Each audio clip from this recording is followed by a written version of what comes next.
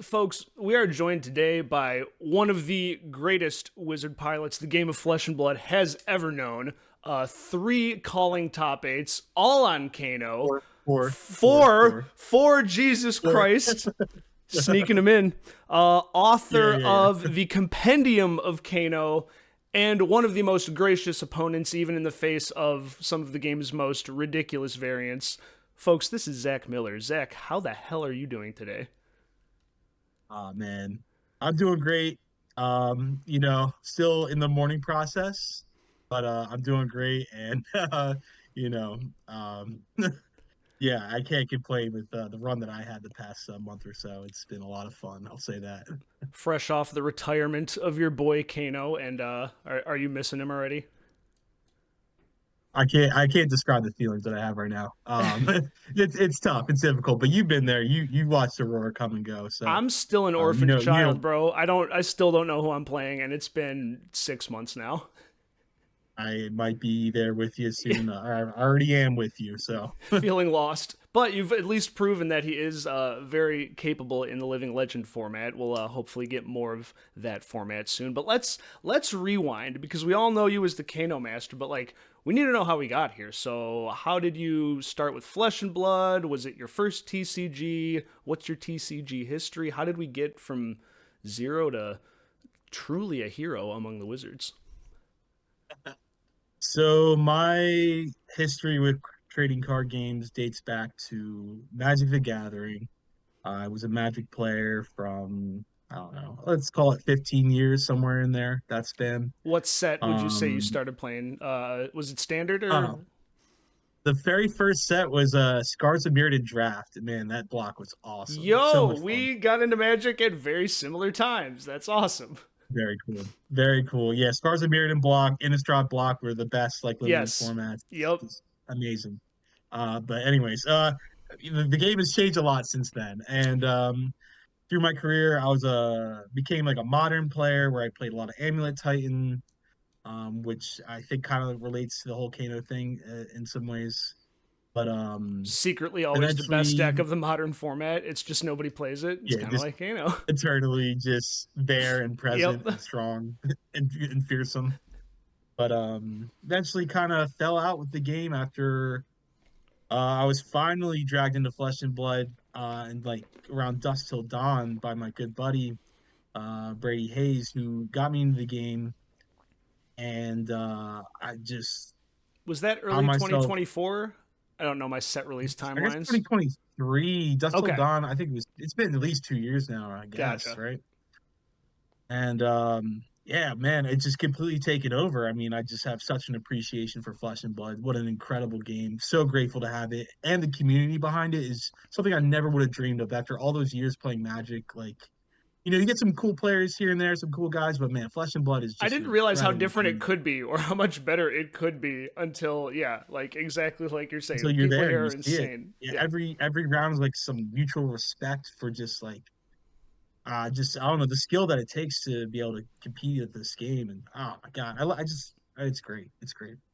I love hearing that. I love hearing how passionate you are about it. And then, so was Kano your first CC deck? Was it just like Kano from the start?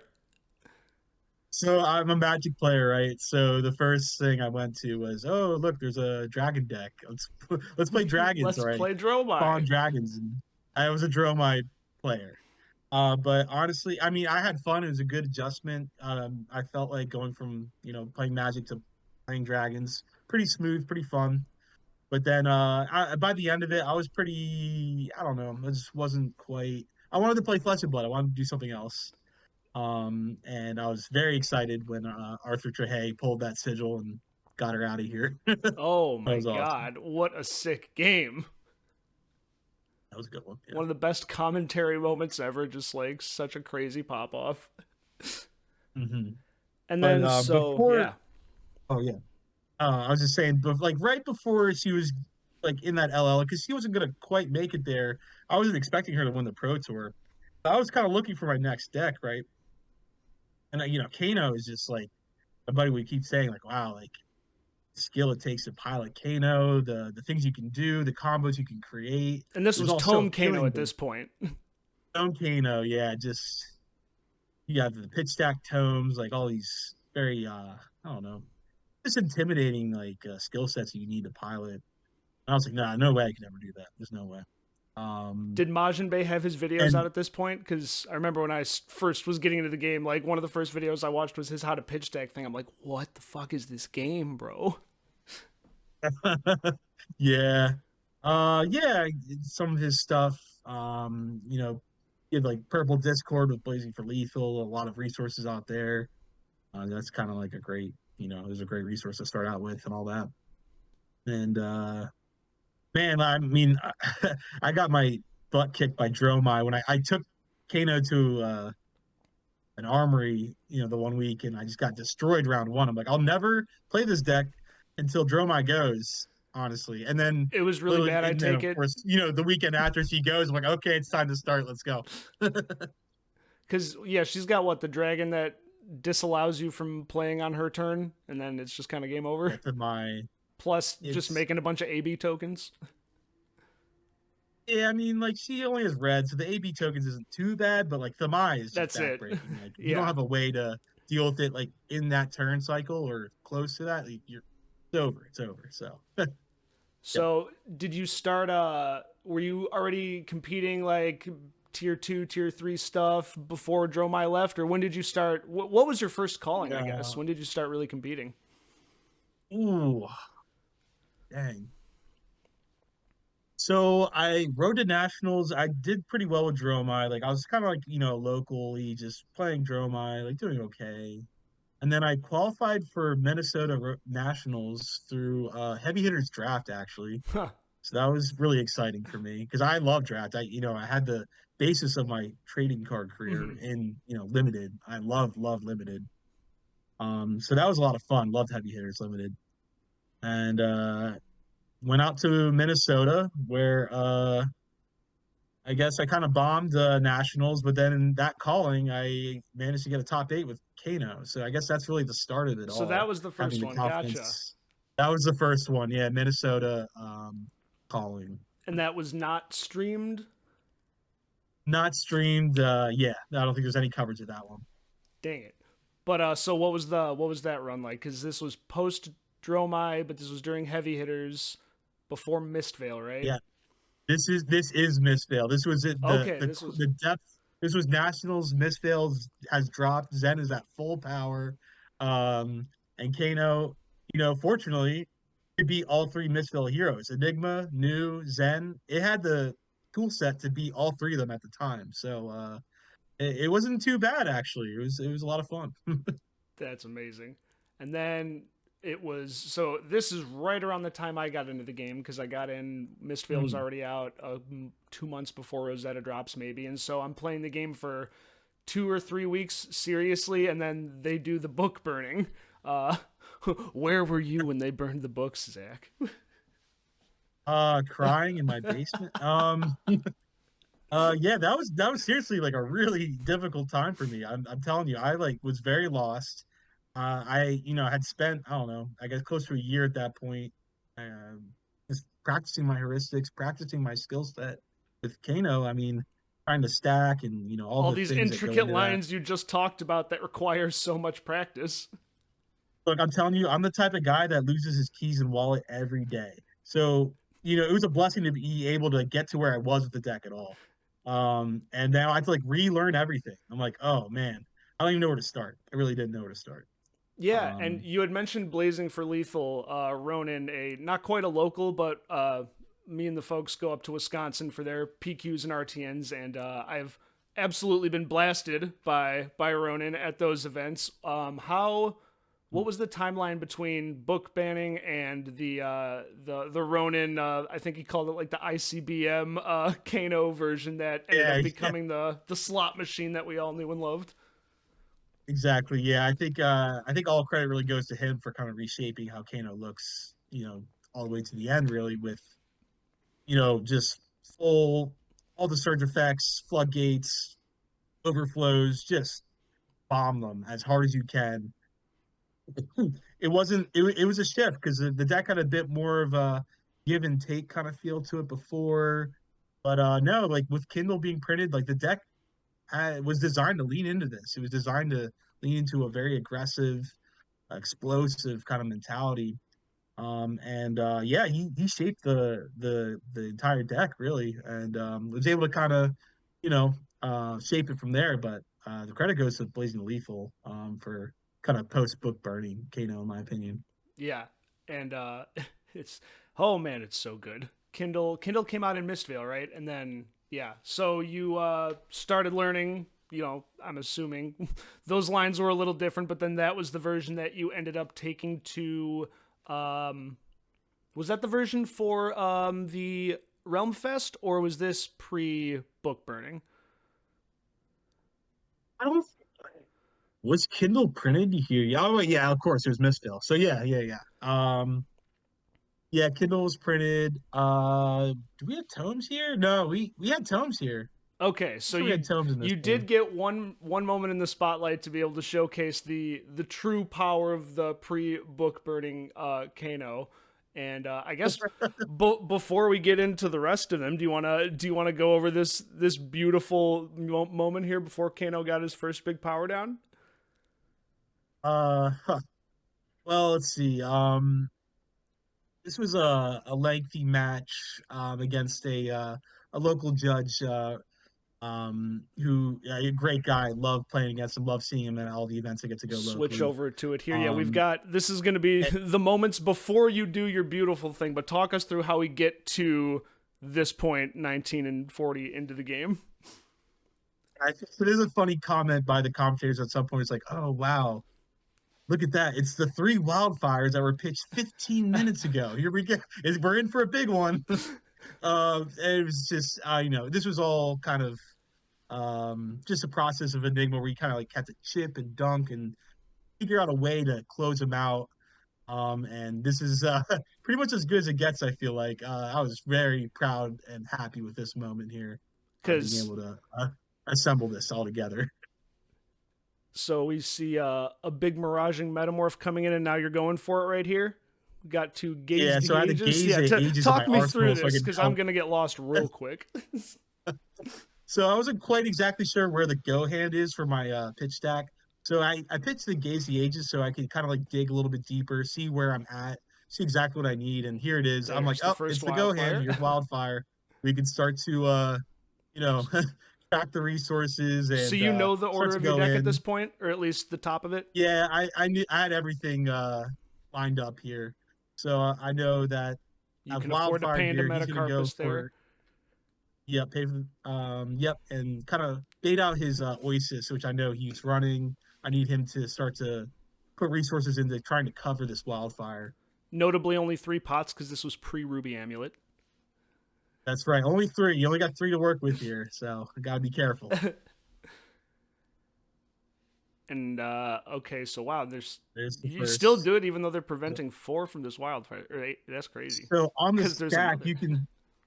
you can buff the first wildfire that you cast. Even though they're targeting the first wildfire, you just play the second wildfire, and now that Gotcha. bad boy is getting way buffed up. So even if they cover four of it, this thing is now coming in for way more. Because it's So getting the he needs buff a of the second second Oasis. one you played because it resolves first. But now he needs to deal with the second one as well to have a chance to survive this. But he's got 1 card in hand. One card, one flow at this point. Yeah, This is there. also Check my pre mana, make arcane sure everything's clean compliance. here. Oh man, yeah. We're not there yet. We don't have those. We don't have those yet. That would be a problem. This is them making Yeah, sure, just and gotta. you're like, no, trust me, I've been here. I mean, it's always good to double check. Yeah, I mean, if you ever play against a Kano, it's always good habit to double check the math. But yeah, you know, uh, it all checks out here. and so what makes this? Is it because Prism's terrible for you? And I would think Mhm. another ward heavy illusionist would also not be great, but especially one with so many blues. What made Enigma so much better? I guess the on hits weren't as devastating, right? Like Prism Mm-hmm. has the on hit where they're creating four ward every time that they hit Sure. you. So like you don't have this devastating on hits. with Waning Moon, you're kind of able to chip down the reward from turn to turn. Yeah, If they're not Enigma able to can't snowball like that go as reward, fast, and yeah, like the snowballing aggression, I suppose, is a big thing. yeah, the pace of the deck is much slower. That's huge. I mean, you have more time to kind of assemble your game plan. I mean, it really was a skill matchup, I'd say. I mean, Enigma certainly has the tools to win this. So they took 6. Oasis is preventing now 4 on 11, Where are we here? 13 even because of Metacarpus nodes, right? Yeah. So we're we're getting up there in Holy damage. smokes! So Yeah. you're floating 17 bonus damage. Yeah, I need more mana here, so I have to go get the Yeah. tome that I know's on top. So here's the Oh. tome. Draw the blue. There's the blazing. All right, handshake. Close the Oh, that's curtains. so sick. See, It was so much pre fun to get tome that one. ban, I didn't understand Fab at all. And in fact, I still didn't understand Fab and Kano when we played in Memphis. We're gonna get to that. Wait. That was incredible to watch. A masterclass in pitch Yeah. stacking from Kano. We don't got a lot of time, so we're going to take Let's a quick go. break and we'll come back with the next round. Oh, that's so sick. Yeah, I like missed out on the whole Tome of Aetherwind moment, but that just seems like such a cool way to play the deck. Oh, it's the best way. It's the most satisfying when you complete a quest that you kind of set out for yourself, or you want to, make a pitch stack and then execute it. It's just like there's no better feeling. I gotta say, it's awesome. It's magnificent. It seems a bit less reliant on strong blind flips as opposed to the further iterations of Kano that we saw. Yep, you take out all that variance out, and now it's all just deterministic. It's all in and how here. large you can build your fireball. Yep, it's all here. It's all you. What makes me saddest is that we'll never get to see tomes with Acilio in Classic Constructed, but that is a potential video for another time. So that was your moment. You got to showcase what Tome Kano looked like, and after this point, it was time to start rolling the slot machines. Let's see. I guess Minnesota still had tomes, I believe, but once we got to Memphis, Oh, for Nats, okay, yeah. that was post tome. That was a different form and iteration of Kano at that point. Gotcha. Was Memphis your next big tournament after Nats? Did you do like Worlds that year or anything? Or I think there was like the PT in Amsterdam. Yeah. So I took that PTI. I was so excited because I never been to Japan. Always wanted to go to Japan. I was so excited. Yeah, and I feel you on that. Oh, I burned that bad boy. Burned that PTI. Went right over to Osaka, where I didn't do great. I didn't care. Like I was in Japan. You're I had just a happy to blast. be It was there. an amazing event. Happy to be there. Happy to, just kind of be able to hang with everyone, and it was great. It was so much fun. And to be able to say you competed in the freaking World Championships. I mean, that's so Yeah, cool. tell everyone I'm representing my country. I'm going out there to Absolutely. play some Kano. Had you not to go back on Magic, but had you ever competed in a pro tour or anything in Magic? I didn't get that far. I was kind of like a local beater, but I would also go to like all the, SEGs and Yep. stuff. I would win some here and there, but like nothing like Local substantial. grinder. Yeah, so this was this was definitely a step up from where you had ever been in previous games. Yeah, I've won like a 5K before. I think that was like the peak of my Magic career. I don't know. It wasn't much to talk about there, but I did play it for a long time. So books are gone. The hunted releases. For about 45 minutes, everyone was terrified that Zephyr Needle Iroh was going to ruin the integrity of the entire tournament. But they didn't let that happen. And then we get to Memphis, which I'm curious how you feel, but looking back, this feels like one of the most like disrespectful metas towards Kano. I don't know if you feel similarly. I think there was a lot of circumstances that led to that disrespect. I mean, like you said, you had the Ira debacle.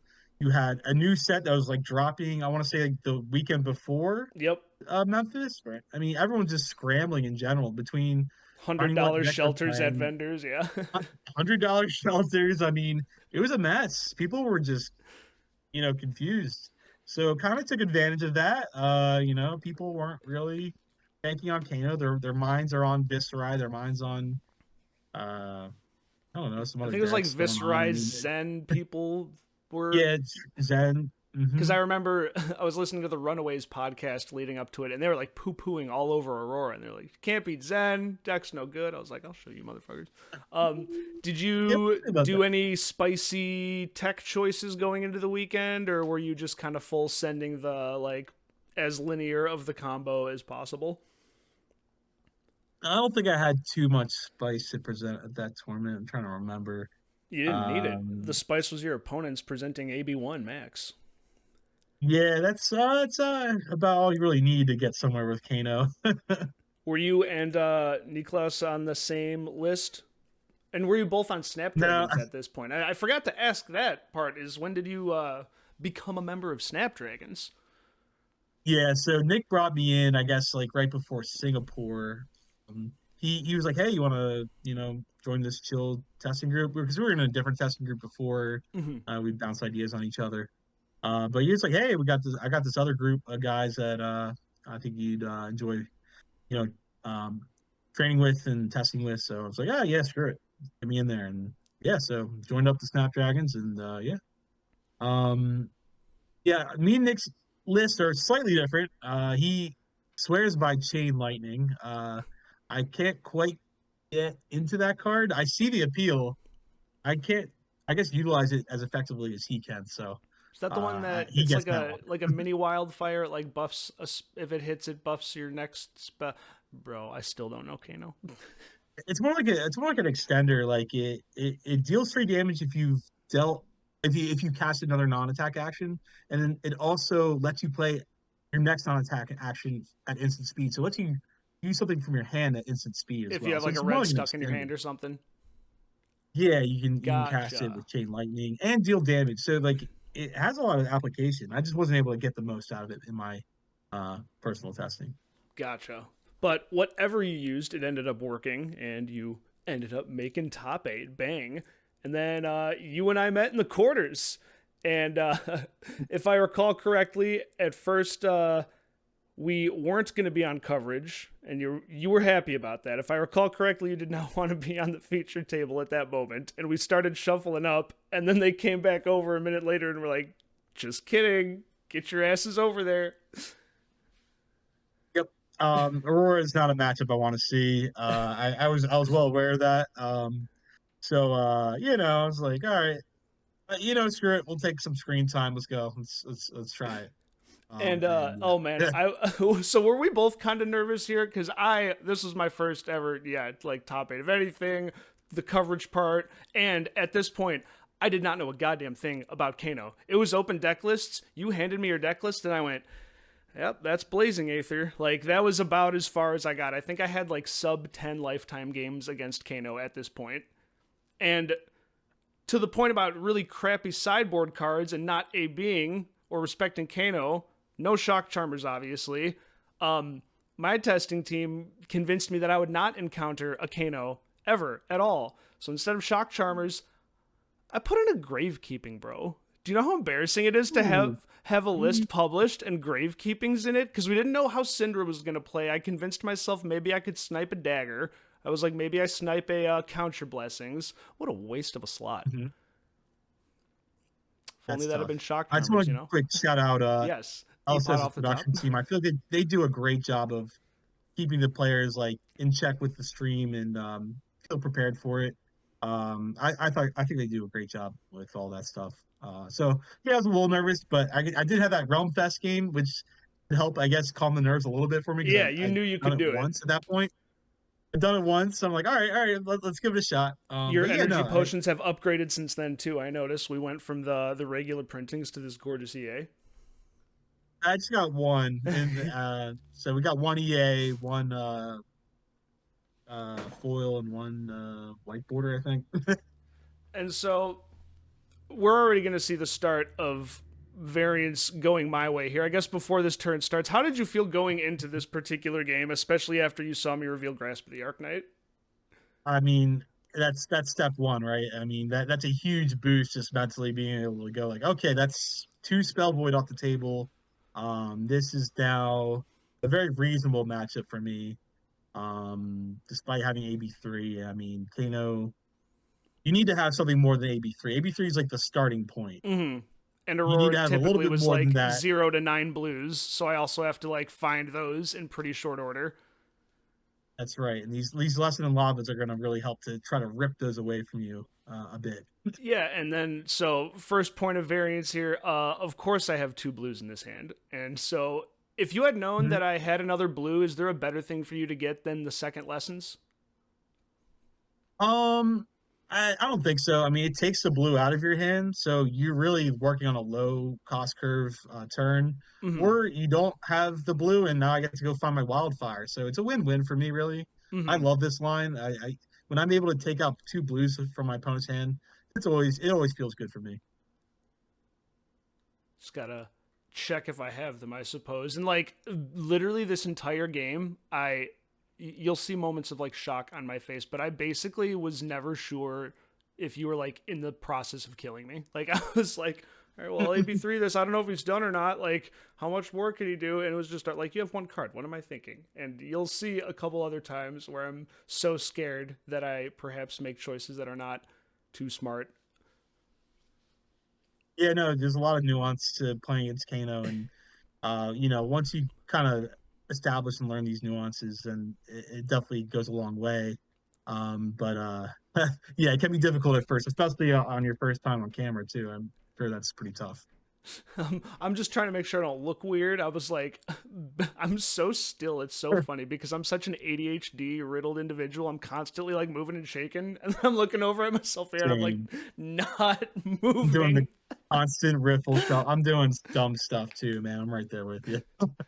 See that's another tell I have. I've got like hand down, like stone still if I'm like nervous, but then if I think I have lethal, I'm like, no And you just blocks, start no flipping. blocks. Nice, nice. Yeah. And Yeah, then I'm sure it I didn't know happens. at the time because again I didn't know your deck, but looking at this now, seeing you block with 2 floodgates, that should be like a pretty big sigh of relief for me, right? Just to know that those aren't in the deck. It was funny. I didn't realize it myself until I rewatched it too. How many floodgates I had blocked with Yeah. through the course of those first couple turns. I guess it kind of should have affected some of the decisions I make later. But in the course of the match, I did not realize it. I was just kind of playing my usual heuristic of, blocking out, playing potions, and waiting for that window of opportunity. But I didn't realize that. Yeah, I blocked with like 6 floodgates by the time that we get to that window. I'm assuming you're playing all 9 at this point, right? Always. Oh yeah, 9 is just mandatory. You'd play Mandatory 10 work. if you could. Yeah. If they made another one as a treasure, you would play it. Yeah, it's without tomes. I mean, what else are you gonna do? You got to keep going somehow, right? So Gotta give me just something. go all in. So, Yep. and then that was the only thing that my testing team had time to tell me was just go first and try to kill them as quickly as possible. And so this hand of mine sucked, and I had to either like do no damage or cash in my AB1 piece, which is terrifying. And I ultimately decided to do it. And then is this another like huge sigh of relief for you to? And here you go, blocking with another floodgates, by the way. Yeah, I So mean, there I at break this point, AB1. It's like, oh god. yeah, I mean, this is going exactly how I want the match to go at this point. I mean, this is exactly what I play for or towards in this matchup. Like trying to expend your resources and still building up my board state of potions and such, chip away your life total, but still be at a comfortable life total where I can still either decide to block or no block to kind of scare you into maybe making some choice decisions. Another floodgates. It's all you had to block with. So I didn't realize, like, this is something that I didn't I realize didn't until I notice how watched many it. more. Oh, I thought I wow. caught them all, but it's like every card. No, it was like 2 full turns of floodgates. I don't know how I didn't like realize this at all. But also, I suppose, what could you even do about it? And then this is your last lessons in lava, right? Because you've played the first 2 already. Yeah, And so played it too. Yep. they mentioned this, but I mean, there's no way you know that I have snatched there. But it is tragic that I ended up being able to get that off and put an arc lightning into Arsenal. Otherwise, you would have had to leak like 2 damage though, or just do really bad blocks, block 6 on 4. You don't want to do that. Right. Let's see. Yeah, I mean, I was okay with it. Just block, play potions. This is what I'm here for. I'm Which all for one this of kind of play style here. Is that the opt potion? Clarity? Yes. Gotcha. Oh yeah, I love me some ops. And then I believe this is like the second to last turn because I decided to just send everything, and I don't think I counted it out. I knew it wasn't going to be lethal, but I figured if I could at least strip everything. And like, you probably could have killed me from right here if you drew the right sequence of cards, a full hand and 3 potions. At this point, usually this is a turn where I am facing lethal and I do have to pop off. And it is a choice decision for me to even go for it on this turn. I didn't have to. The entire turn of me trying to combo, I could have waited another turn, but you're at the point where you kind of let your hand go. You're kind of shields down at this point. I mean, at the end of this turn, really. So that was a whole decision process that I had to kind of go back on and think about. But this is normally where and when I do want to be going on a turn like this.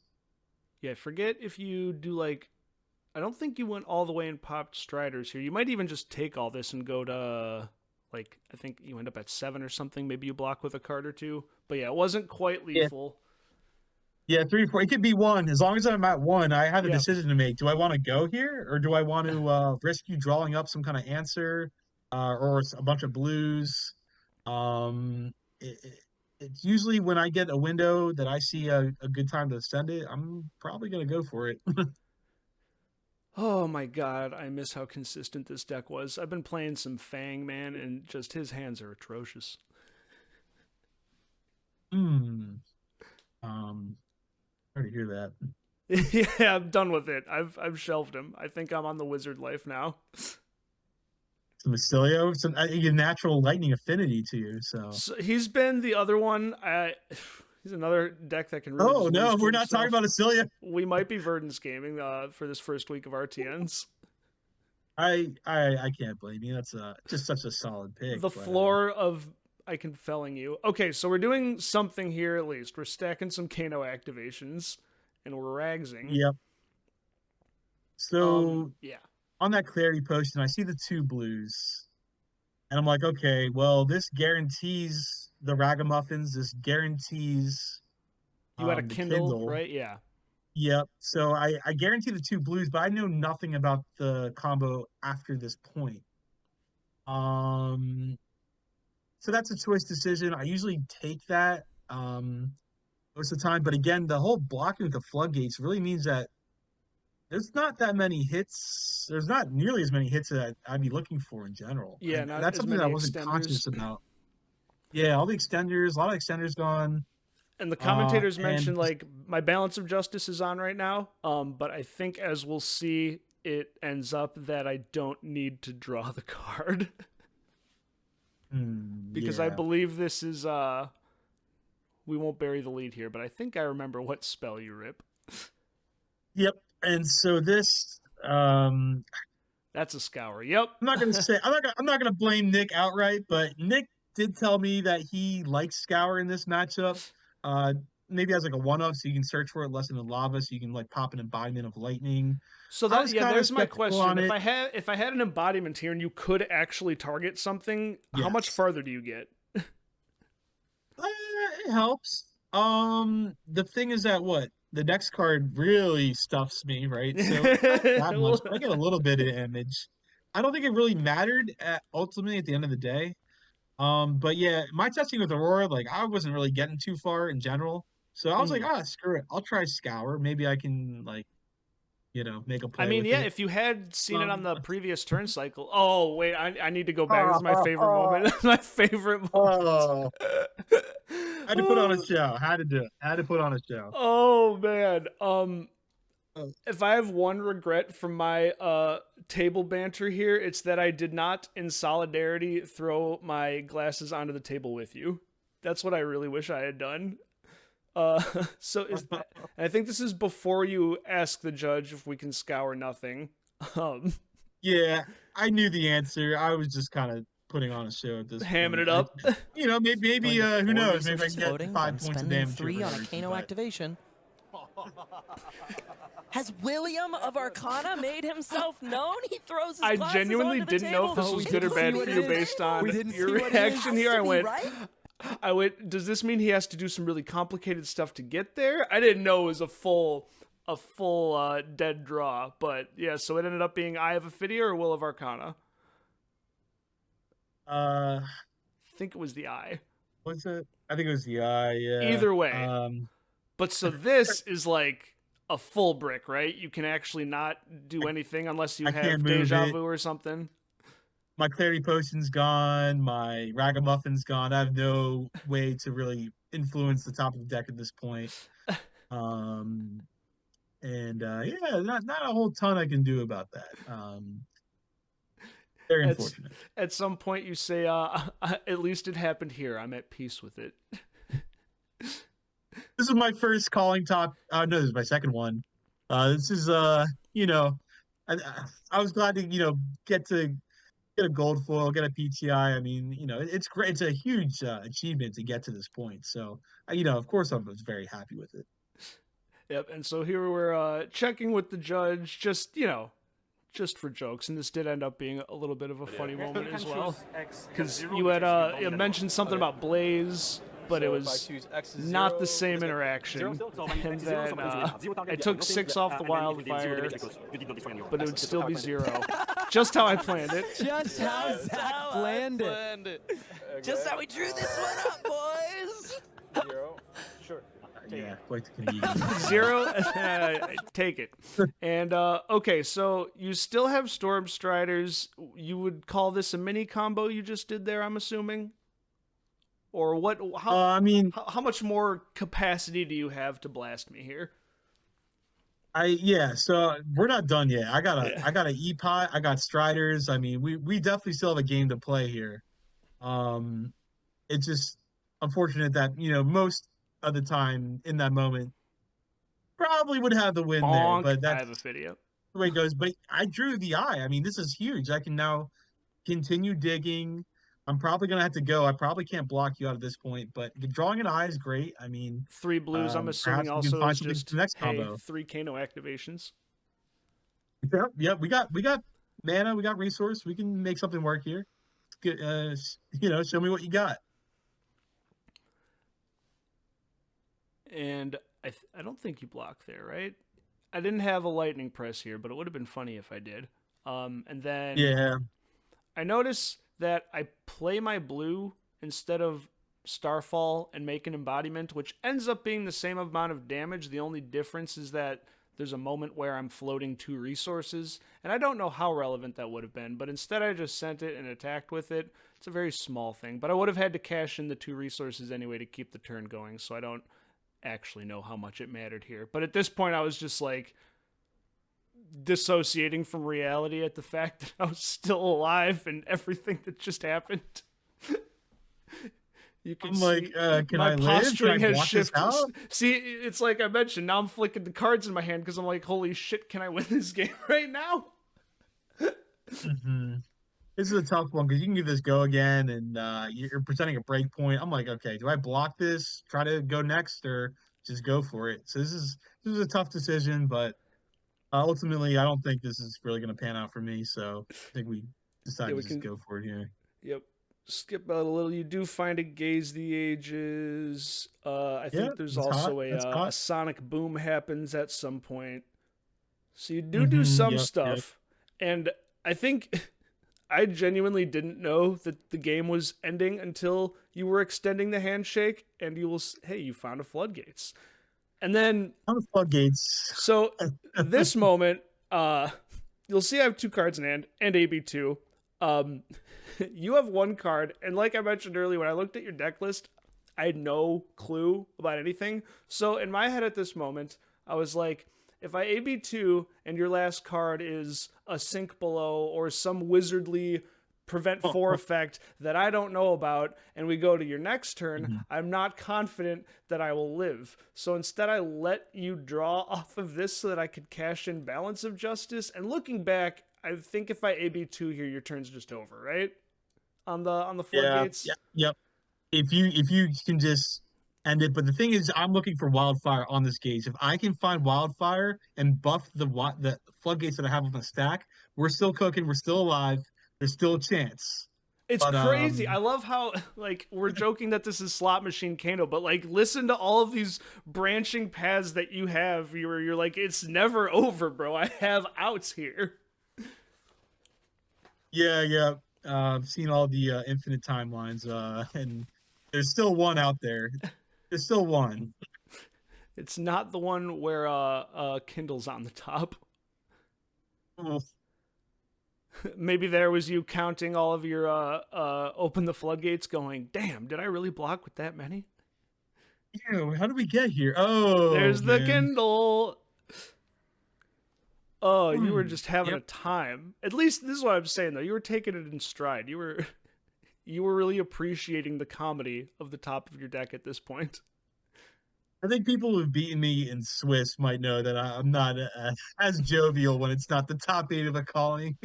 When the cameras are on, we're forced to be a little more respectable. Yeah, Yeah.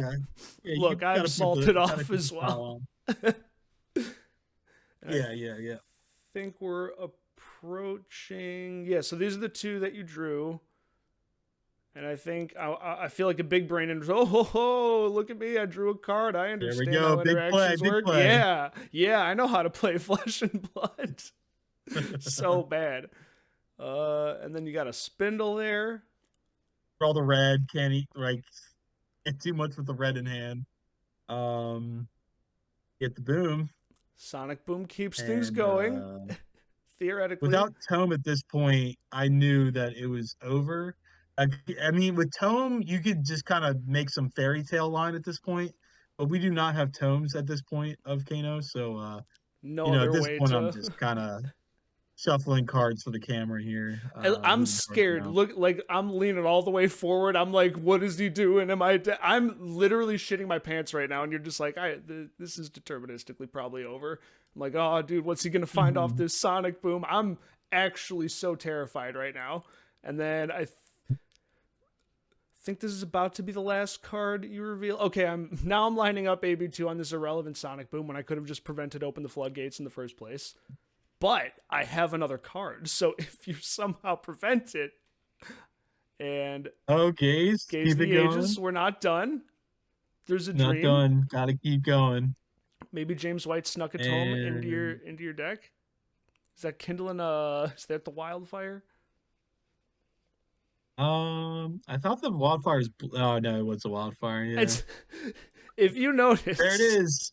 there is a certain level of shock on my face there when you extend the hand, because I think you're killing me. I honestly am. Now that you played 2 cards in a row, and then That's over. it's over, and I 46. go, You got- I drop, and then you can hear me the last thing I say on the That mic. will do it. Brian Hoffman takes the game. The miracle run. You say twice that the continues. thing didn't happen, Somehow, and some then- way, Brian Hoffman takes it down with Aurora after This wasn't supposed to happen. That's the last thing I Wasn't supposed say, to happen. because that made no sense to me.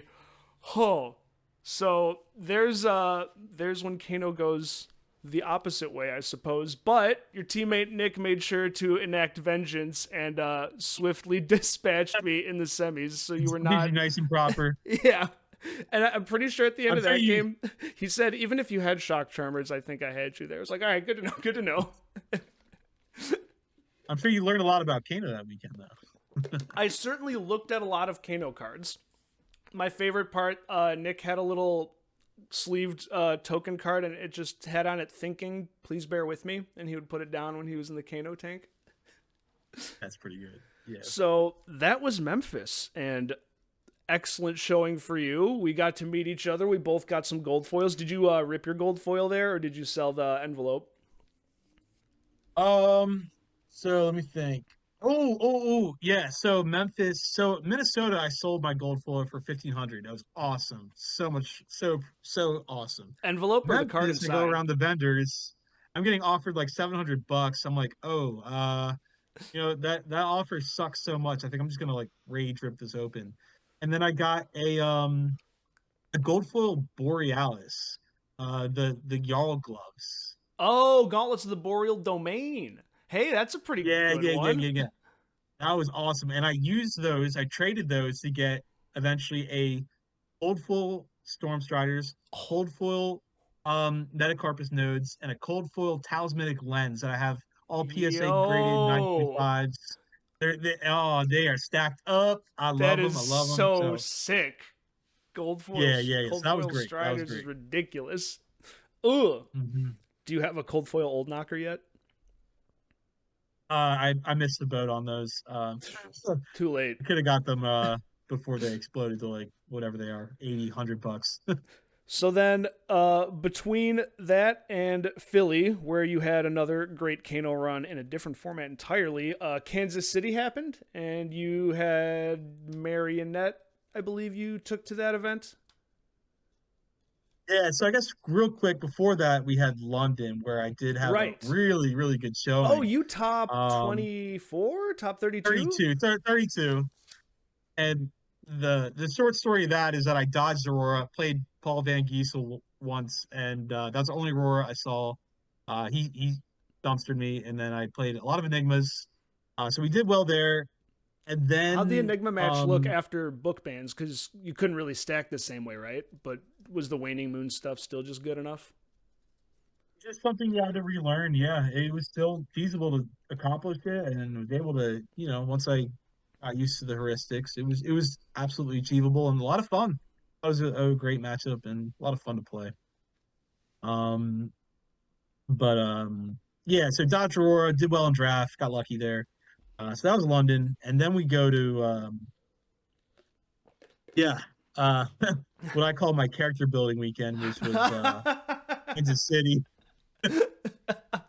I was at this point I could see the foreshadowing. Kano was gonna leave soon.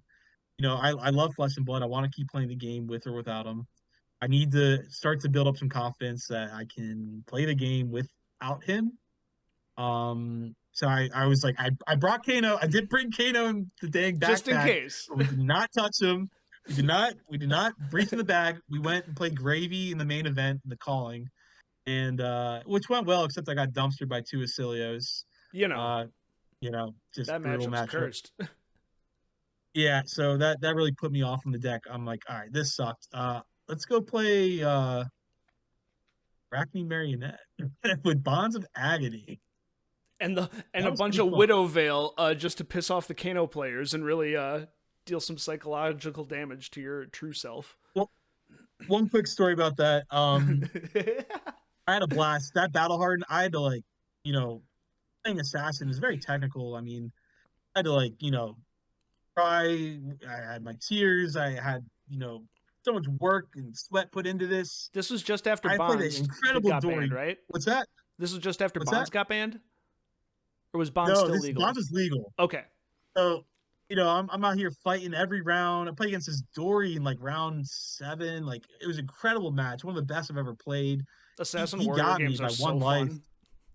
Oh my gosh, it was a great battle, such a great battle. Yeah. And after all of that, we get there, we get the top 8. What do you know? First round quarters. It's Kano. It's Kano. Hello, Zach. He absolutely punished me for defying him that weekend. Burned me up turn 2, and I'm just sitting there like, wow, like this is what it feels like. Is this what I've Holy been doing to smokes, like- people for the past 2 years? So that was that moment of shock. I'm like, oh my god, that's horrible. Let's go to the next moment. Yeah, you're like, that was terrible. I'm gonna sleeve up Kano again real quick. Yeah, let's leave him back up. Yeah. So But it was you good. It enjoyed really it did though? help. Assassins are a potential pick for you moving forward. You enjoy attack Certainly, reactions? yeah, I enjoyed it. I mean, was I hard carried by Bonds of Agony a little bit? Yeah, probably. But Yeah, whatever. it was We're all fun. carried by I had a great time. Excellent. So, a brief stint off of Kano just to prove to yourself that you could do it, and you certainly did prove to yourself that you could do it. Helped a little bit. It helped a little bit, yeah. But then after that, it was time for, holy shit, back-to-back Worlds competitor? That's also a really sick thing to be able to say. yeah, right in Philadelphia, where That's home or for from you? hometown. It's That was home, yeah. that was my first time as an adult there. I'd like driven through as a kid and went to the Mutter Museum, but yeah, I was there for the week for Philly, and it's an awesome city, man. It reminds me of Chicago in a lot of ways that I enjoy as a Chicago person myself. Y'all have real public Hear it. transportation. Very impassioned Sure, sports yep. fans. There was an Eagles game. I'm pretty sure that's Saturday or Sunday, and yeah, the train Yeah, station Lions was game. Yeah, we full. got those. So that was sweet. But then you competed in Worlds, and I forget what you said your or it was Kano CC, or what was your combination at the Worlds main? Because what we're most excited about is the LL calling, but I went Kano CC. I went DOLL. a strong choice. And you started pretty damn hot, if I recall correctly. That's correct. I had a 4-0 start, and then had an off-stream match with Connor Bryant, the Dio mastermind, and he went 9-0 that tournament on Dio. Like that guy's no joke. In He's a serious CC. pilot. CC 9-0, Yeah. yeah, 9-0 in CC Dio. I think he also went 0-3 along with me in LL Dio though. In solidarity. But yeah, so yeah, I made a few mistakes in that CC match that were very obviously costly. But man, when I was 4-0, I'm sitting at that table. I'm like, oh, I'm on stream. Like I I'm can at feel it in my home. hometown. This is the big one. This is it. And yeah, go and blow it. But you know, it happens. But then there was a calling the next day. Yeah, after And the you had way Tomes I got again. done. Yeah, we after what Dio did to me, or you know how I performed with Dio, I was like, nah, I can never not doing that again. Nope. Let's get those tomes. Let's get those tomes back in here. Let's do it. Yeah, so how close is LL Kano to pre-book ban CC Kano? What else do you get? Well, they take out the floodgates. You only get one floodgates to work with. Oh, So you right, really that's get like limited, isn't it?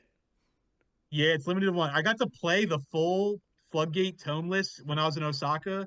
Man, that was a blast in LL. Oh. That was insane deck. But yeah, so that's too powerful, way too powerful. Down to one floodgate. All it really does, I feel like, is it makes Cindering Foresight a way better card. Mm. So I get to play Cindering Foresights again. Really, really love that in combination with Tomes. Um, you don't really get much else. I mean, it's pretty stock. You don't need much Um, else. oh yeah, you got the core. Figure it out. What were your, if you remember the quick and dirty, what were your any notable Swiss rounds? Do you remember the Swiss rounds? Well, round one, I lost to Viscerai. I mean, and Viscerai was like a big reason why I wanted to play Kano. It's like, oh, this is totally feasible. You're either got, you know, just generic AB3 with a, you know, tiara that's kind of just there for show, or you're presenting AB1 with your Scalata trying to round me down, and that's what ended up happening. Round one, just AB1 Scalata run me down with the whole, you know, Viscerai thing, and yeah, I got smoked. So So I'm you like, oh you had man, to maybe start on Kano's full not the tilt 0-1 in the calling. yeah. You're like, here we I'm like, what have I done this weekend? What am I doing? I'm playing I've Kano and failed LL my calling. city. Yeah, there was a lot of that going on But between round one and two. but that did not end up being the story because you rallied in quite respectable fashion. Yeah, we had 3 chains, 3 Starvos, a couple more Viscerais. Like this was not like a illegitimate run. Like this was Mhm. all LL meta stuff. Hit against a Marlin. That Marlin LL You know, deck this is the was all truth, man. yeah, that was heck of a deck. That was pretty fun. Oh, Gravy Bones, LL Gravy Bones was in there. That was in there. Yep. Interesting. Yep. So, you know, we went through the gauntlet to battle for that calling. I mean, he had a couple odd matchups. I did play against Eliath and I played against a Jarl. So those were a little odd. But other than that, this was all legitimate, you know? Chain is atrocious matchup, just atrocious. But Kano really showed that weekend that, yeah, like, this is an LL deck. You can play this. Yeah, LL just demands that you, if you're not like the best at everything, you at least have to have some sort of hyperlinear way to kill people and not care about what they're doing. And I think Kano does that flawlessly. Yep, checks the boxes there. Yeah, I agree. And so then this was your third calling top 8 now? That's number 3, and to do it right in Philly, man, that was so much fun. That's awesome. Yeah, that was great. That Yeah. really was. Dromite took me down. It's funny how the deck that I started with, promptly, Themai reminded you where you came from. Yeah, I was like, oh man, that Dromite looked pretty sick. Thanks for that, Chris. You really got me good there. That's awesome, though. I'm glad you had a good weekend in Philly, and it's an awesome city. Forget what cheesesteak place I went to, but it was super good. It was not in Reading Terminal Market, but that place was also very cool. Overwhelming, but very cool. Yeah, Pat, Gino's, Gyms, all the standard. Yeah, you can get some good stuff there. Yep. And then that led us to Seattle, where I believe you said you found out mid-tournament that the deed had been done, that the boy had passed on, and that this would be the last CC event that you get to play him, and you're playing him. So what were you doing when you found out? What was your record in the tournament at this point? That's funny. I just had a feeling that this could be potentially the last time I get to play Kano. I knew I had to, take the opportunity to try to, do something with him. But we're talking like round 3 or 4. And funny enough, I think I just lost to a AB1 Kasai, which was Matthew Foreshadowing. Yeah, he got me good. Is that just because Kasai can have aggro draws and kill you fast enough? Because like Fang, it's 0%. He just does not have those draws. It's more reminiscent of our game, to be honest. Just a little bit of a the top of your deck. Play. Yeah, it happens. It can happen to anyone at any time. In that moment, I'm like, wow, this is really the last chance I had to play this hero. I need to try to make something of this. I gotta give my best work and do what I can. This is it. This is all I got left. And you certainly locked the hell in after that point. Were you X1 or X2 when you made top 8? I was X1. Yeah. That Kasai game. No. I'm sorry. X1 going to day 2. That was a first for me. Every calling that I top 8'd, I was X2, got a win out. I was X1 going into day 2. That was new to me. Never done that before. Actually being able to have a loss to give, like, holy shit. Yeah. And then I managed to go 3-0 in day 2 to start out the day. I'm like, oh my gosh, like. Are you locked at that this point? Is crazy. Then? And then, what's that? You were locked at that point. I was locked at that point. I didn't want to try to, go in that mentality, but I did proceed to lose my next 2. So, I guess maybe it did affect me a little bit. But luckily, you were locked. Oh, yep, I was locked. AC, we snuck in there. Bang. Felt really bad for my teammate Jacob Allen. He had a great tournament, but I feel like possibly if I had won, maybe he would have got the 8th seed. I don't know, but I mean, big shout out to him. He took it like a champ, getting 9th and just walked it off like it was nothing. What was he playing? Shambles. He was on Verdance. Nice. Yep. Respectable. A man after my own heart right now. So we didn't see your quarterfinal game, but what'd you play in the quarters? Quarterfinals was a rematch against the first seed Acilio. A little rematch there. After he absolutely smoked me on a back-to-back rewind on a back-to-back wildfire game in their first match.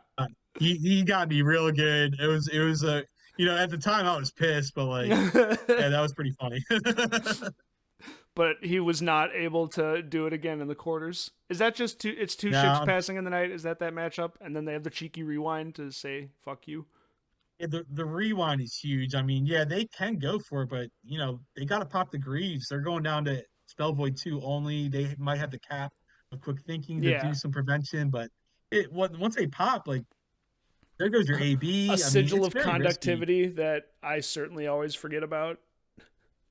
Yeah, you got that. You can jam those in, do some tricky stuff, but it's a tough matchup for Acilio. Unless you have rewinds and you have a good game plan to play for, you can cycle through your deck and look for the rewind and play around that. That's a pretty solid game plan for Kano, yeah. But you blasted him, and then I mean, so you saw the bracket at this point. What was Simon Nielsen's quarter? I don't know if Simon you remember. Nielsen, oh man, he had the hour-long slugfest with Gravy, where I'm just sitting there like waiting because I knew at that point that I was playing the winner of that. And I'm like, oh my gosh, like they were just going at it for a while. And you would way rather play against a Gravy Bones than a Prism, I'm assuming. Absolutely. I mean, any day of the week, yeah, give me a Gravy. But Simon Nielsen said no, and Simon Nielsen wins the quarters, and then that brings us to, were you thinking it's over when you saw that you had to play against not only Prism, but from, just one of the greatest card game players perhaps ever? I got to say, real quick, just Simon Nielsen, a true professional, a true sportsman. I actually played him in round 12 as well, so we got to kind of chat a little bit. And man, just what a great guy. I can feel that he was kind of taking a little bit of joy in this match as well with me. So that was just made it a little bit more special, I felt like. Mm-hmm. But And so yeah, we've he talked got about me in round please, you 12. first. Oh yeah, Okay, you sorry. had played against each other already. Yeah, so he got me round 12. He knows all my technology. He knows what I'm working with. So that added a little bit of Yeah. nuance to this game. When did you discover the call for backup poppers looping tech? And when did you decide, yeah, I'm going to just dedicate sideboard slots to trying my hardest to fix this absolutely cursed matchup? So this is all remains from testing for Singapore, which did not go well for me. I went to Singapore, had a blast, but that was definitely my worst performance yet. I had a middling 3-2 with Kano, and then I made day two on Gravy draft and died with Puffin. But Puffin draft it doesn't matter how good it looks. You could be the only one. It doesn't yeah, matter. never the play. But yeah, so I decided for Singapore that like I felt pretty good with my 60. I can play whatever I want in the 60, and I need to make a plan for something else. So let's make a plan for the worst matchup in the game and see if we can cook something up. Um, and that's where I came upon this popper plan where I didn't feel like I was gonna 100% this matchup with poppers at all, but I was really getting a lot of enjoyment out of playing the games. These were now much tighter games, much more interesting games to me, and I really appreciated that aspect of it. Yeah, So I Kano was like, never yeah, has sure, overvalued offensive options. yeah. I mean, otherwise, all you're doing is Prism without him is just like, let's go burn them up, turn one, turn two, and see what happens. It's Pray. not really interesting at all. So you had mentioned you had talked through a little bit of this game on your Snapdragons video, and like we've talked plenty about the variants that can come from the top of Kano's deck, but there's also the human variants of just, we are living creatures with brainwaves and plenty of outside and external factors that could impact how we play the game, even just like noticing things, taking lines that might or might not be suboptimal. Do you feel like, looking back at the game, there's any amount of that where you feel like you got a little bit of an edge over Simon? I think you mentioned like he was maybe in a bit of a rush in this top eight. Yeah, I mean, I think the first factor, I guess, outside of the game you could look at is that he had just played an hour plus long match That is against a not free Gravy. on the brain cells. No, that's a lot of energy. I mean, you're on stream, you got to perform. He executed perfectly, but that's a large process to go through. And I about as mean, different a that's game pretty plan as what difficult. Kano's doing, right? Like, Yeah, I mean, oh, yeah, you got to really slug through that. So, that might have had some influence. He's played against me before, so he's got some ideas about how he wants to go through this matchup. Again, from a different perspective, now that he's got to play it once. But also just, yeah, he did have a fight to catch. I mean, I don't know how much that played into it, but I'm sure there might have been a little bit of a ticking clock on him to try to execute some aggressive plays. yeah, the So inevitable that's, like subconscious stress of just knowing that you are on a time crunch and you just yeah, bled an hour of your time playing against Gravy. exactly. Yeah, that certainly could have some influence, I would imagine, from his side of it. And maybe just, trying to play. I mean, I'm assuming he still wants to be as aggressive as possible, but even more knowing that there are these poppers in your deck that can swing the tempo so much, he maybe wants to give you as little time as possible to find those. Yeah, and start to establish soul, establish board state with Ward. I mean, it was a perfect call out in theory. I mean, the plays that he made, they have a lot of substance to them and thought behind it. It's just that um perhaps the follow up wasn't there, perhaps like uh post popping of the Halo, it just wasn't quite what he wanted to be executing. And so you have to But be thinking about all of that. Plus, he's now got 2 cards on the table that, for whenever he wants to, he can just pitch 2 and turn that into Ward 4 on demand, right? yeah, any point if he's got soul, he can pitch to and block out any wildfire that I try to throw at him.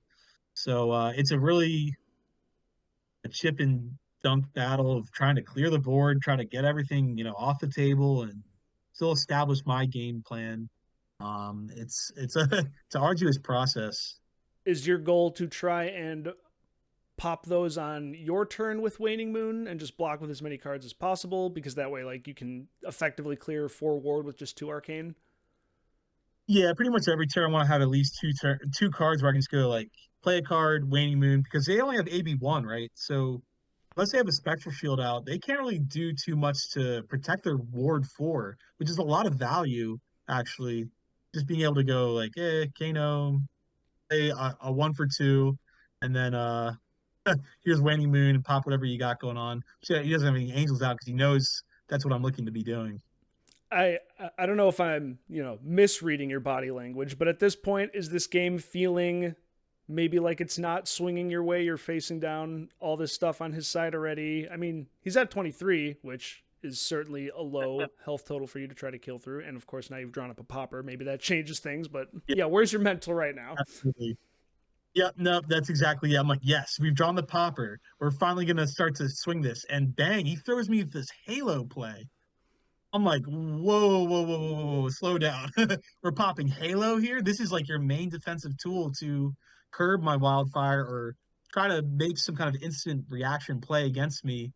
What are you trying to do? And it took me a little minute to realize that, yeah, he wants to force a Herald through to go through my popper. He read that I had just drawn a popper. Incredible stuff. But What a like, stone all right, cold well, soul read. Like, it was so good. It was so good. if you don't have the popper here, how much value is he bleeding by just cracking this Halo Illumination right Oh, now? but yeah, I mean, all for naught, really. I mean, the Halo is. I'm always looking to make a play, like maybe like a mini combo where I can like bait them into burning a Halo, but he just done the work for me. So now he must have had some crazy follow up coming up Sure. to make this play worth it, is what I was thinking. Maybe he Uh, thinks like that plus Pierce Reality, right? Is that one down there? Maybe he thinks he can yeah, push 19 plus, in 2 turns. right, yeah, like I can't do anything about this dying. I'm at 19. I mean, this is like half my life total. Yeah, he wants to accelerate his board. He wants to start getting angels on the board. But this is not lethal. I'm just like, okay, And so he let's got the just keep figment this that going, shrinks your then. poppers. Was that it?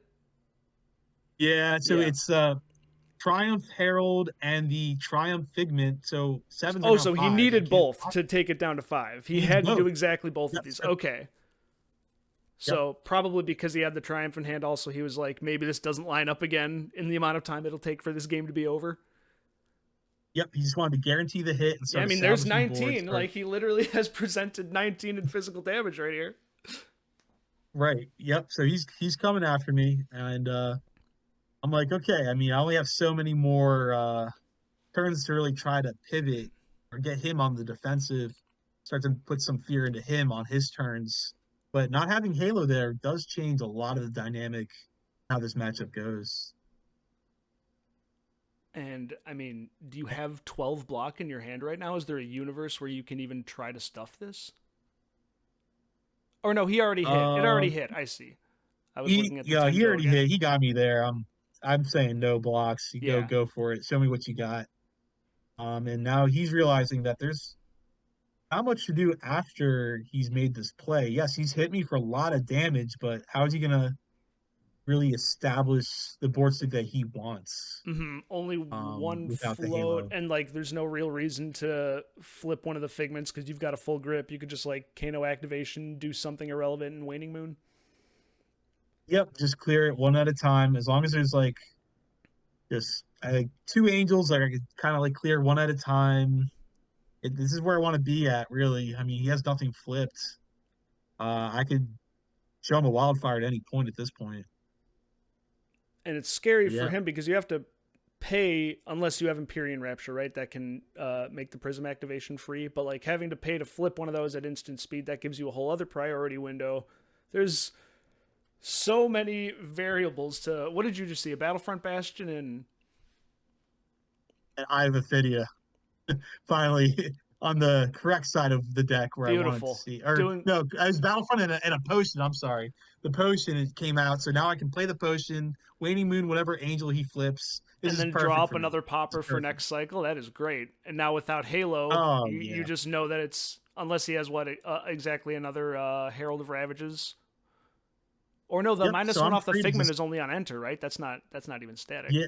You're just chilling. That's right. So all my poppers are live now, unless he has a passing mirage. I mean, you can't really find the Triumph play anymore. All my 7s are gonna pop. Look So at I'm this free to descend this. I modern know I day have a pop on Bullander top. sending a red 7 attack, just being a true gamer. Look, an on hit, a With beautiful an on on hit. hit. Oh man, it couldn't have been any better timing for this one here to take away the Pierce Reality. He can't block with auras either. Just a lot of text on this card. And I can't help but notice how your posturing has also shifted. I feel like at this moment you're realizing like, oh, like I'm in a pretty good spot right now. We're making it happen. Oh yeah, I'm sure the vibe has certainly changed at this point for me. He knows it too. He- How close was your He team goes at this point? Were they right- like 6 feet away from you, just behind the rope? I was so zoned in. I mean, I'm just looking at the board. I had no idea. I'm not gonna lie. I You were was not just in the looking at same the reality table. as anybody else right now. I did not have the span to like pay attention to anything else going on in the world. Battlefront Bastion overlook tough. We're noticing. Do you still think the floating prevention is a better popper than the 8? I like Bastion. I was just running a bunch of one-ofs because I want to have different card names for the call for backup. Oh yeah, yeah. I'm sure the eight would be somewhere in the mix. I didn't really get that one in there. Wonder what I would have taken out. I kind of like Rally the Rear Guard. The Cup would Facade the is 8 have played fantastic. around his Figment and Herald play from the previous turn? Yeah, that's a good point. I mean, that's That would have exactly been why a it blowout. should be in the list. Yeah, that's a huge blowout. You Hindsight is can't really do much 2020, about that one. but Yeah, that's fair. Yeah, I agree. so you popped here. I'm assuming he paid to footsteps, and now you're floating a prevention. Putting the prevention here, that's right. So he's going for Sarai. He wants to draw his 2 cards. And we cannot let that happen. And you say, So, "Hold, we're please." gonna- yeah. Make sure that we still have the window open and available. Yeah, we do not want to see Soraya start to accumulate advantage at all. Because from this position, he can't possibly prevent more than 5, right? He's got Ward 4 and 1 floating, and no way to flip another angel. I guess Ward 8. He's got He's got other the angel equipment. open as well. And the So I equipment. need Okay, I to thought use they were all Waning Moon Figments. and some sort of attack to clear both of these out of the window right, here. that's, yeah, okay. Which I do fortunately find something that I can use for this situation. Yeah. Considering Foresight, man, I love that card. I just gotta say it. Love that card. That's like the mini wildfire, just a couple extra buffs. Foresight lets me opt 3 and get a lot of control about what I want to be doing with the top of my deck. Yeah, I the get, opt like is- an amp. So it's closer to Kindle. It's in the same slot and role as Kindle, really, but has like a little bit instead of drawing a card, you get to opt 3. pretty much. which can be just as powerful. You've still got your rags. Mm-hmm. Absolutely. You can really, set yourself up to make some cool plays with this card. I'm glad I'm cashing in this free Kano coaching session right now that he's he's LL. Anytime we got anytime. So this is Might all be a while till still, you you haven't use it, let him though. draw 2, right? Yeah, okay. So you think you can kill from here? I forget if you kill from here, but I mean, you've got so many Nah, cards in your hand. Ward 8 is not really a feasible kill point. I need to, again, go back to the whole clear the board thing, make sure everything is clean, and then I can start to look for a kill. Does the So draw I trigger gotta go just look off to try to. even if you kill What's the that? angel? If you kill Soraya here, and does the attack trigger still go off? Do they still get to draw 2? No, they do not. They will not. That will That's fizzle the draw that's 2 trigger spicy. here. Yep. So Oh, Soraya's out of here. No drawing cards. Get that out. Moon cleared the other We one. get to keep. Clear both angels. Keep pushing here. It did cost your chest piece resource, but I have a feeling you're more than fine with that trade. Yeah, it took me a while to realize that. I was like, oh, I have to use my potion. No, wait, I can use my chest for one. It's clean, clean efficiency. I just lose the 1 armor. At this point, it's not really too relevant. So, yeah. Took me a while to realize that though. Oh man, and it gets so tense from here. You're both so friggin' low on health. Like, Yep.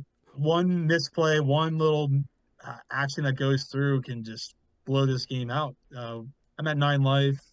He knows I'm drawing up. I could have another wildfire. But we just drew you more see him, poppers. that And it's like, pained reaction from him as you get to set more freaking poppers. Oh, yeah, we put him on the loop in this one. that's so good. Oh man, it was The there's something illusion of special to put choice. this last. I feel 0 like for 3. that right Wind there's the Moon, piece this of is exactly technology, what- man. yeah. People remember Kano from 2025 as the popper loops, man. That's so sick. Anybody could do it, but Oh. it's the fact that Kano's doing it. It was such a blessing to be able to put this one on, man. It was such a blessing to have this on tape. I can't describe how much fun this was. I hope you enjoy watching it back because I love looking back at these moments.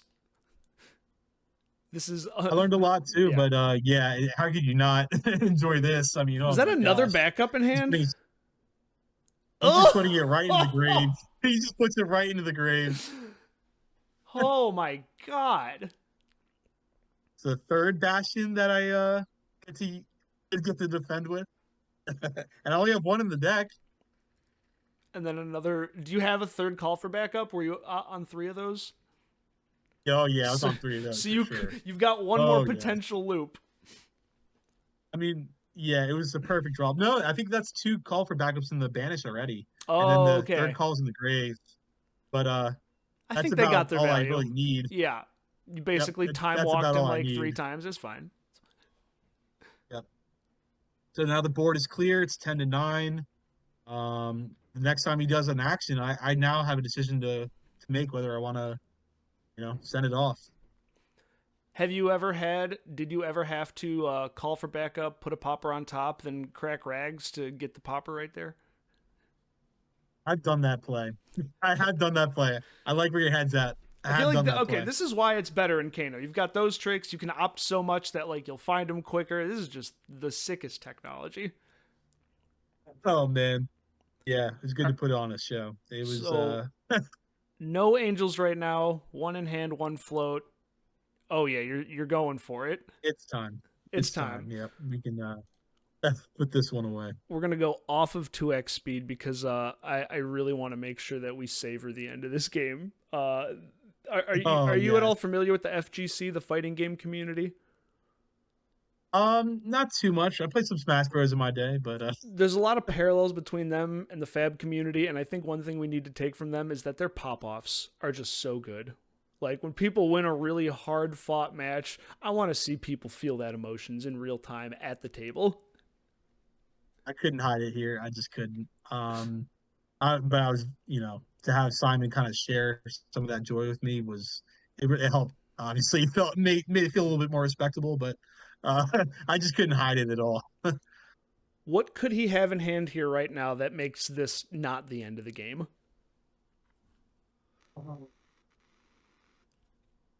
I mean, I know he's gonna. Oh, you're flip smiling. You for know. Another. I know it's done. I know at this point, all he can really do is pay mana to flip an Angel for another Ward 4, which I'm always at the ready with Waning Moon to clear that thing out if he wants to go ahead with that option. Yeah, he's I going have the through Blazing lined up. permutations. Yep. It won't take too much to tip this one over at this point. So He's just thinking, Just all making right, sure is I it keep time it for me to clean." go to the airport? Have I? I mean, I'm pretty Has nervous at this point. I'm priority. just trying to make sure I Do it right. Yeah, do it right. Be nice I don't want to if you can get it you know, from the pitch zone on top of the pound deck. myself on There's the a drink on the stream. arena for Zach Miller that can do Rapture for an exactly extra that. So piece it's of 5 arcane from Ward? Aether Wildfire. Ward. Simon is activating. You could Empyrean go Rapture, for the getting Waning that Moon Ward here, but 1 then he until might the end of turn. Does also have activate some in arcane barrier that response, can shore up a little and then more blow of out it. the Wildfire. So I'm normally like, this would okay, be anything bad, else? but 10 life And he just goes to the is AB here. He so doesn't easy for activate the Kano to Angel yet. zap right through. That's okay with me. That's 3 on Wildfire. Down to Next 7 thing he gets goes, buffed and by now, 3 because of still, Aether and they're at Wildfire's 7. text, Zach is going to have Oh yeah, they're a at little 7. bit of It's beef getting on close. every arcane You're source looking that comes around. after. You're being very methodical at this point, and I love it. Oh yeah.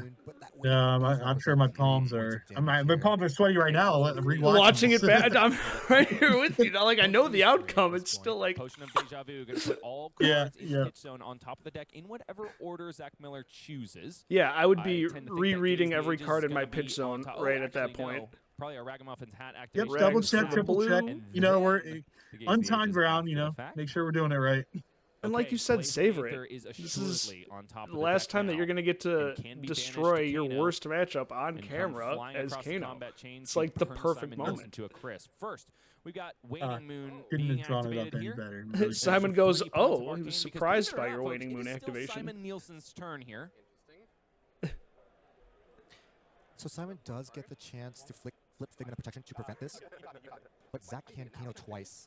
Why And was that he blue Zap surprised is that you losing, which mooned is there? illegal. That would be legal. The blue Zap would be coming in for 3 plus the 1. He can get free touch because if he I mean, I banishes think the he's Gaze looking the for a Aegis window and resolves to it, he'll get the opt, and then take he'll come out back to hand. an So action we with have his the blue in Angel, and hand, he we knows have that the Waning Moon is not where he's essentially going to blue do on it. board, and He's then looking to ultimately probably blue stuff will a come Surge back effect, to I hand think is from what Gaze the his Aegis. I side think of he the can table KO is. twice, and that's all he'll need. Just But because as it his does life cost 3 ticks Kano to closer, I get that mean, Gaze, at some but point he has to doesn't need that. He just respond. needs that blue Zap. What we Kano find? How about a finds blazing? Aether that we knew was Yeah. You see him There raise it his is. eyebrows. Ragamuffin. And then we have Yep. what Maybe is gonna get the surge, like who this knows? might be my favorite coverage moment that I've watched yet. Honestly, just the the fact that you switched to the D20. He's like, come on, man, it has a 4 on it. Yeah, again, the nerves are really setting in there. Hey, if that's the First mistake you make, I think picking up the wrong die is Yeah, fine. using the 1 float that he's Yeah. from the 2 energy potions to Metacarpus node. Metacarpus node Flips activated for the toward. 2nd time this turn. Simon is going to only take 1 here, which means But Surge then effect Blazing not active. deals. But Blazing Aether is gonna get it done. Boom! Simon Nielsen, Oh, I love how you pop out of the chair. The handshake's not even over yet. The homies come by. You're flexing. You're grinning. Dude, that's... This is your best moment of Fab in 2025, right? Absolutely, and thank you to Michael, Fang, and Bryce. I mean, great commentary. I had all my friends and family got to watch that live, and they did a great job just keeping the community in tune with like what is happening. What the Because that could be a context of the hard match to was. follow, yeah, for the uninformed. Yeah, and everyone got to celebrate that with me in that moment, and that's just so special. So thank you to the commentary crew, the production crew. That was so much fun. To be able to immortalize that memory for you. And then, I mean, we don't have to go through all of it. You know, you can just talk briefly. It didn't end with you getting... are you on Kano's Roll of Honor? PQ or RTN yeah, or anything? Yeah. I got a PQ, so I snuck in there with a couple points, but other than that, no. As long as you're on there. That's all I And, really hey, did. four calling top 8s is more than all you did. You did pretty damn good. But AB1 Kasai somehow managed to get you back to back? You know, I think I was seeing ghosts. I mean, I lost round 3 or whatever that was to AB1 Kasai already. I do not want to play around getting, you know, snuffed out by the Prevent 2 created agility Take it on the card. chin. Take it on the chin. That really smoked me pretty good. I want to just get this over with as soon as possible. I have this aggressive mentality that I've been carrying with me where if I see a combo, I'm gonna probably try to shoot it. Mm. Obviously, this is a matchup where yes, I am supposed to take this slower. I am supposed to take my time to set up.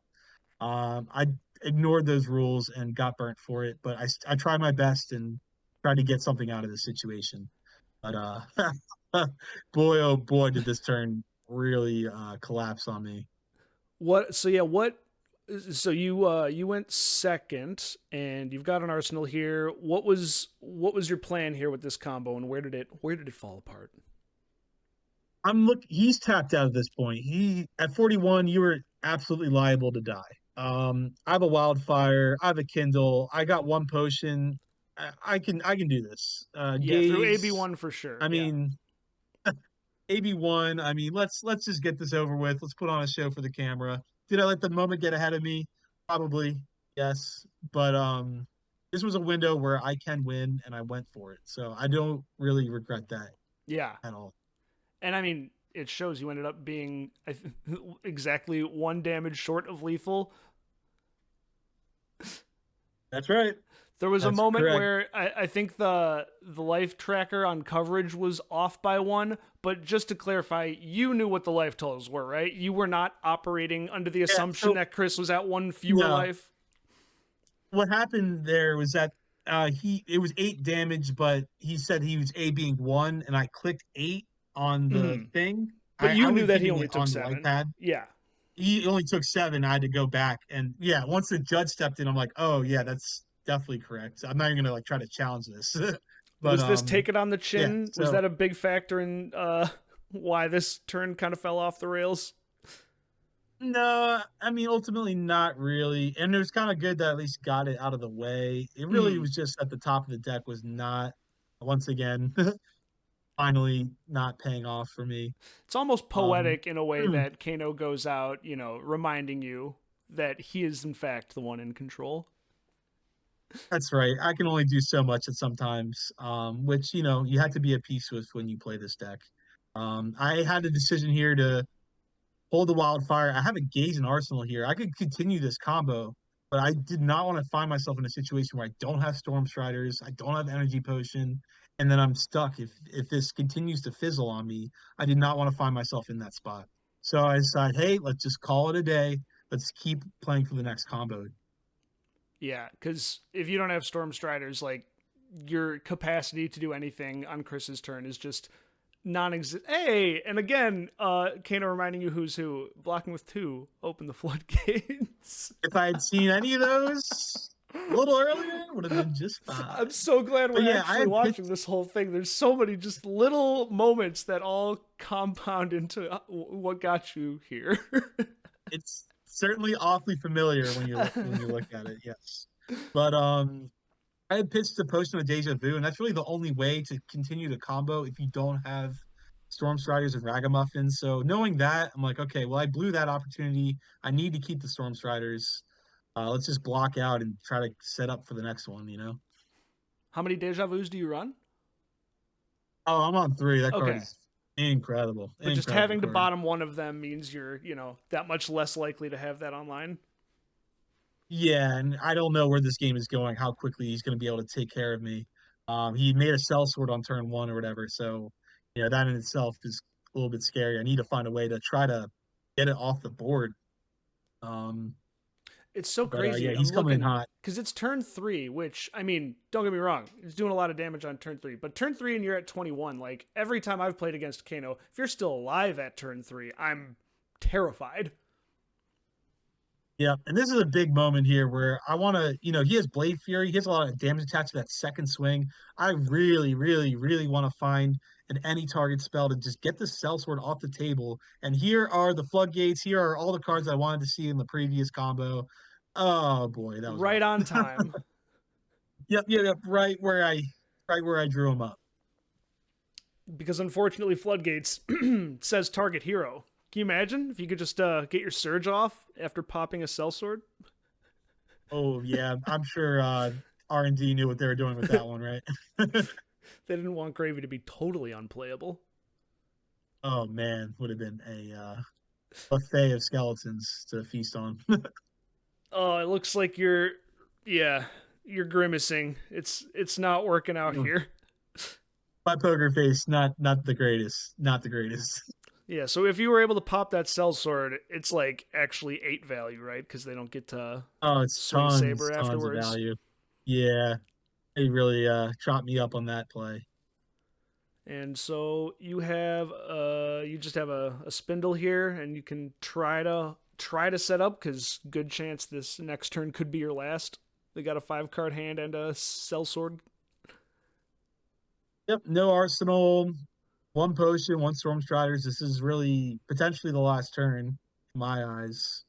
Um, it's Looks like possible you I could block see out again, but with Sellsword Epot there, I lessons. This is a mean, pretty good scry though, right? Epot lessons, wildfire.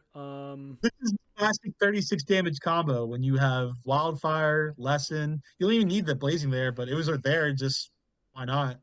Um, so yeah, I mean, 36 damage. I didn't really even do the math. I'm like 81. Going here on the draw swords. Now, this is a little interesting because he still has cards in hand. I have to evaluate, okay, does he have a blue? Does he have another prevention effect? I don't want him to draw into a prevention effect. Um, and so You decide this is the maybe priority window. this is it. I mean, it was again probably a little hasty to go here, but I did not want to see him draw into another answer, into a blue, into a whatever. So kind of just sent it here and just kind of prayed that I could take his whole hand and survive to the next turn, or just kill him here. Call it a day.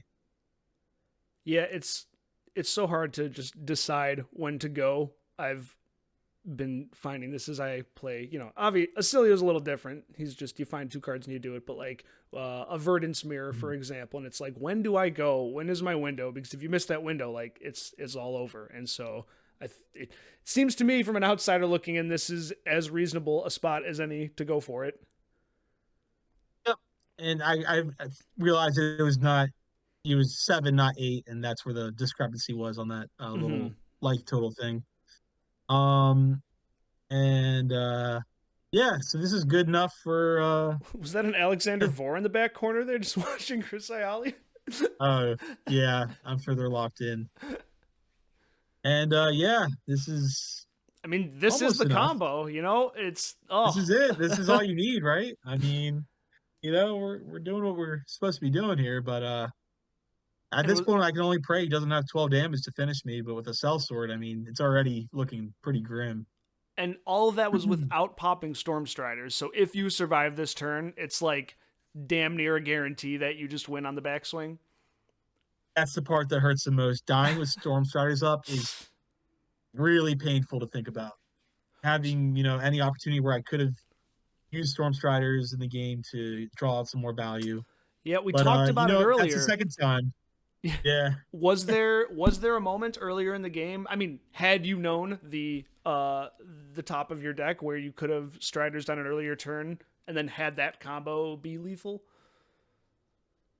I mean, even just sending that photon splicing would have helped. That's 1 damage. Like I could have Daisy Ages the Stormstriders out of Arsenal and got some mana, sent a photon splicing. Is that what I want to be doing with Stormstriders? Typically, no, but in that Right. How do you make scenario, that play sure. thinking, okay, I know I have a combo in 2 hands that would be 1 damage short if I don't make this super underrate play right now?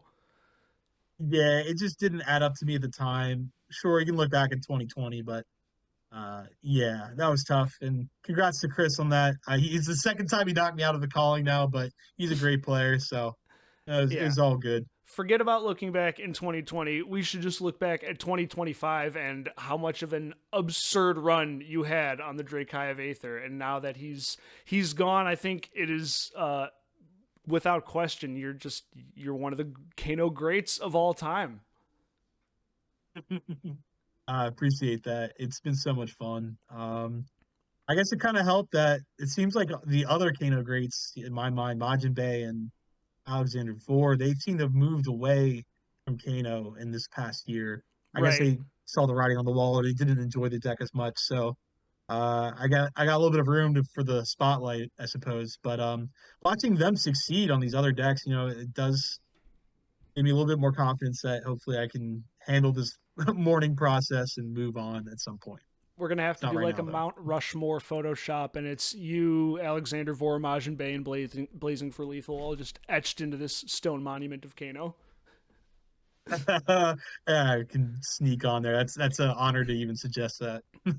So that's the real question. We've got RTNs coming up this weekend is my first one. I'm assuming you're also going to be playing in some RTNs. Who the hell are you playing? Ooh, I'm going through the ringer trying to figure that question out, man. I'm everything's on the table. I've tried Acilio, man. Maybe you can give me a guide next time. You can give me a review. It takes a hell of a stomach. I don't That's know all how- I know. If it sounds like we're similar, where we're liable to tilt off in the early Swiss rounds, and like, yeah, you're gonna pair round one into a Reinar and get leaked for 12 on turn 0, and you're gonna be like, what the hell am I doing with my life? It's just like when the bottom right corner does not say 3 on every card, I just have a real difficult time adjusting. I'll tell you that. It's crazy. I very thought about sensitive. Kano. I'm like, he's got 0 armor block, but all of your cards block 3. It's block 3, yeah. Yeah. Not It goes a bad. long way. Well, I'm sure whatever hero you end up on, be it another wizard or marionette or whoever, you will find success because you're a damn good player, Zach. And it was so much fun going through these games, man. I was worried about taking too much time and having nothing to say, but that was a blast. I could do that all That was day. a blast. Thanks for having me on. It was really good to get It was great your seeing you again. And then, so plug your stuff, man. Team Snapdragons, you've got a whole compendium on this beautiful wizard. Where can people find you and your competitive content? That's right. So Team Snapdragons, we have a new Metafy guide that dropped for Kano. I have a extensive mechanic section. I have an updated LL section for when he comes back. Proven. He's in, top 8 at a calling. some point. The hero. Yep, he is viable. I would definitely recommend checking it out for the day that LL comes back. And then for Sage, I have a quick overview of 2 builds that I've worked on briefly, but am planning to update this guide on Sage Kano when Compendium drops. So yeah, give it a shot if you're interested in the hero. It is hands down the coolest deck I've ever played in any card game. Highly recommend, just for the aspect of playing it. It was just such a fun process. Unique going through experience this for journey sure. with Kano. Yeah, it was so much fun, man. It really was. I enjoyed every second of it. Hell yeah. As somebody who's sat across from Kano so many times, after I played him, I feel like I got a little more. It quelled some of my rage from getting turn 2'd. Yeah, having been in that seat as well, that was an important process of the whole thing. But man, it felt so good being in the Wizard seat. Absolutely. So you're Philly local. What are you going to go to Columbus, or what are your next big tournaments that you're planning to go to? Yeah, I'm setting aside much of this upcoming year to determine whether I could still float in this shark race of flesh and blood competitive gaming. I'm gonna hit Battlehard in Atlanta. I'm gonna hit Columbus. Unfortunately, I'm gonna miss Memphis. I would have loved to go back there. I think I'm gonna miss Run it it this year. back. But yeah, run it back. But yeah, Montreal, Yokohama, Vegas, Minnesota, I'll be there. I'm gonna be fighting. I'm gonna try my best. I can't Hell wait. yeah. It's been so much fun. I'll definitely see you in Columbus. I'll definitely see you in Vegas, whether or not I qualify. And same goes for Nats in Minnesota, right? That's where Nats is. That's right. That's right. Sick. Well, I will see you in as many of those as possible. And thank you so much for hopping on today. This was a blast, man. Brian, thanks, man. It's been great. Huge thanks again to Zach for joining me on the channel and giving us an incredible greatest hits of Kano's moments on coverage this year. And thanks to all of you for watching. Make sure to like the video and leave a comment and let me know who else I should try and chop it up with. Have a happy and safe new year, and as always, have a great day.